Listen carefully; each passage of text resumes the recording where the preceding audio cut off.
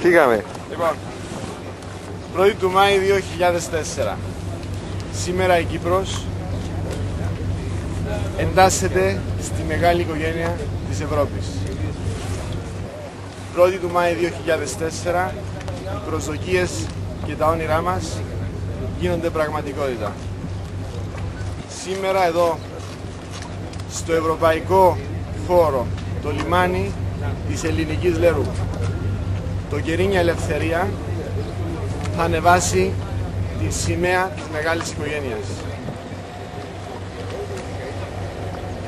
Η ελπίδα για μας, ειδικά τους Κερινιώτες και καπετάνιε, ότι μέσα από την Ευρωπαϊκή Ένωση η Κερίνια θα είναι ελεύθερη,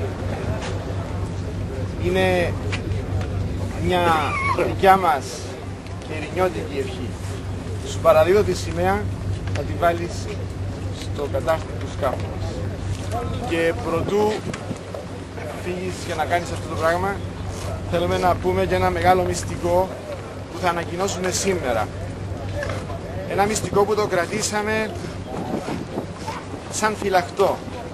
Στο καράβι μας φέρνουμε τη φλόγα από την εκκλησία του Άγιου Γεώργη της Κερίνιας και σήμερα εδώ, με την ελπίδα ότι αυτή η φλόγα θα δώσει και τη δικιά μας ελευθερία, θα πάμε όλοι μαζί μετά την έπαρση της σημαίας στην εκκλησία της Αγίας Μαρίνας για μια προσευχή για την ελευθερία μας.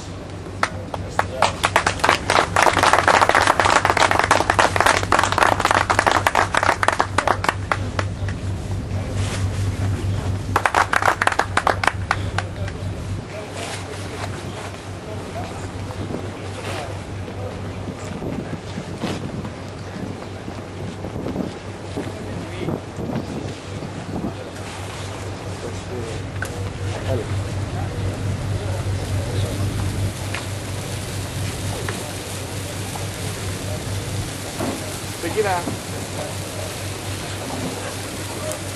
Δημή. Άντε Γιώργο.